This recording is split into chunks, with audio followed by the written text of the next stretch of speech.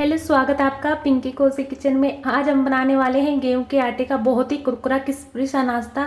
ये नाश्ता आपके घर में सभी को पसंद आएगा। आपके घर में जो समोसा के फैन है वो भी इस नाश्ते को बहुत ही पसंद करेंगे। तो चलिए इस नाश्ते को बना लेते हैं।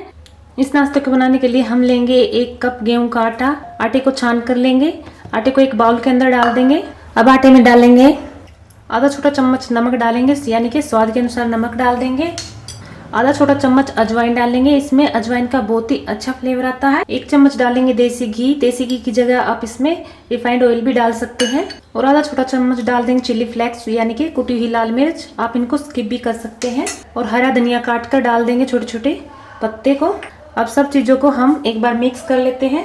अब हमें हाथों से मिक्स करना है। इसका अच्छे से मोयन तैयार करना है। मोयन तैयार होने के बाद हमारा आटा ऐसे मुट्ठी में बन जाता है, तभी हमारा ये आटा मोयन हो जाता है। इस तरह से देख सकते हैं आप। अब हमें थोड़ा थोड़ा पानी डालकर इसका एक अच्छा मुलायम डो तैयार करना है, जिसकी हम रोटियां बनाते हैं उसी तरह का हमें डो बनाना है। इसे हम 10 मिनट के लिए रेस्ट पर रख देंगे। तो अब हम कचौड़ी के लिए स्टफिंग बना लेते हैं। उसके लिए हम गैस पर एक पैन को रखेंगे। पैन को गर्म होने पर हम उसमें कोई भी कुकिंग ऑयल डाल देंगे 1 से 2 चम्मच। तेल को गर्म होने देंगे अच्छे से। तेल को अच्छा गर्म होने पर इसमें हम आधा चम्मच जीरा डाल देते हैं, आधा छोटा चम्मच राई डाल देते हैं और आधा छोटा चम्मच साबुत धनिया। अब सब चीजों को अच्छे से लाल होने देंगे। सब चीजों को लाल होने के बाद 2 हरी मिर्च डालेंगे काट कर इस तरह से, और हरी मिर्चों को इसके साथ मिक्स कर लेंगे। बस हल्का सा भूनना है हमें हरी मिर्चों को, ज़्यादा ब्राउन नहीं करना। इसके बाद डाल देंगे हम आलू। यहाँ पर हमने बॉइल्ड आलू लिए हैं। 3 से 4 आलू डाल देंगे और आलू को इस मसाले के साथ जीरे यानी मिर्च के साथ अच्छे से मैश कर लेंगे। अब आलू वाली स्टफिंग में हम डाल देंगे आधा छोटा चम्मच हल्दी। हल्दी सिर्फ कलर के लिए डाली जाती है। और स्वाद के अनुसार नमक, यानी कि जितने आलू हैं उसके हिसाब से नमक डाल देंगे। 1 चम्मच धनिया पाउडर, आधा छोटा चम्मच गरम मसाला। और अब इन सब चीज़ों को मिक्स कर लेते हैं। आप खट्टा टेस्ट के लिए इसमें आमचूर पाउडर भी डाल सकते हैं, या फिर बाद में आप थोड़ा सा इसमें लेमन का रस डाल दीजिएगा। अब इसको अच्छे से मिक्स करते हुए अच्छे से पकाना हमें, ताकि इसमें जो हमने मसाले डाले वो अच्छे से पक जाए। 10-15 सेकंड के बाद ये हमारी स्टफिंग बनकर तैयार है। अब इसे हम ठंडा होने के लिए रख देते हैं एक साइड में। तो अब यहाँ पर हम लेंगे सेव। हमने यहाँ पर सेव की नमकीन ली है। आप इसमें आलू भुजिया या फिर चना दाल, मूंग दाल की कोई भी नमकीन ले सकते हैं। अब इसको हम एक मिक्सी का जार लेंगे, उसमें डालकर दरदरा सा पीस लेंगे। तो यहाँ पर हमने इसको दरदरा सा पीस कर तैयार कर लिया है। इस तरह का दरदरा करना है हमें, बारीक बिल्कुल भी नहीं करेंगे, नहीं तो इसका अच्छा टेस्ट नहीं आएगा। तो अब इसको हम इस आलू वाले मसाले के अंदर डाल देंगे जो हमने ठंडा होने के लिए रखा था। अब इसमें डाल देंगे हमारे धनिया की पत्तियाँ और इसको मिक्स कर लेते हैं मसाले के साथ। तो ये हमारी फिलिंग तैयार हो गई है कचौड़ी के लिए। अब हम आटा देख लेते हैं जो हमने रेस्ट पर रखा था। तो एक बार हम आटे को अच्छे से मसल लेते हैं, एकदम चिकना सा बना लेंगे।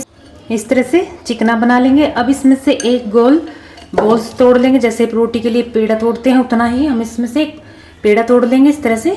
अब इसको गोल गोल ऐसे बनाएंगे और अब इसको हम ऐसे करके अंगूठे अंदर रखेंगे और उंगली बाहर, ऐसे गोल गोल कटोरी शेप में दे देंगे।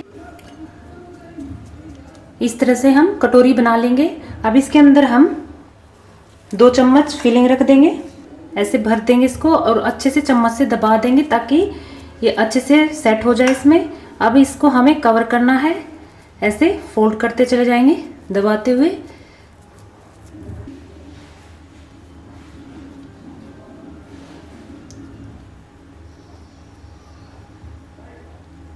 एक्स्ट्रा आटा हम वापस से उसमें मिला देंगे। अब इसको कवर करके इस तरह से ऐसे चपटा करेंगे थोड़ा सा। इस तरह से हम इसे टिक्की वाले शेप दे देंगे। बाकी की भी इसी तरह से बनाकर तैयार कर लेंगे। तो इस तरह से हम बनाकर इनको तैयार कर लेंगे। अब इनको कर लेते हैं फ्राई। फ्राई करने के लिए गैस पर तेल रख देंगे। तो अब यहाँ पर हमने कढ़ाई में तेल को गर्म होने के लिए रख दिया है गैस पर। गैस का फ्लेम हमने मीडियम रखा है।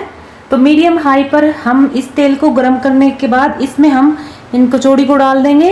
एक एक करके हम सभी कचौड़ी को इसके अंदर छोड़ देंगे जितनी इसमें आ सकती है। अब ये थोड़ी सी देर में ही ऊपर आएंगे अपने आप से, तब हम इनको उल्टे पलटेंगे और इनको हल्का ब्राउन होने तक सेक लेंगे। इस तरह से होने पर हम इनकी साइड चेंज कर देंगे। इस तरह से एक साइड से थोड़ी थोड़ी हल्के ब्राउन हो गई है। तो ये हमारा कचौड़ी बनकर तैयार है। इसे हम निकाल लेते हैं और सर्व कर लेते हैं इमली वाली चटनी के साथ।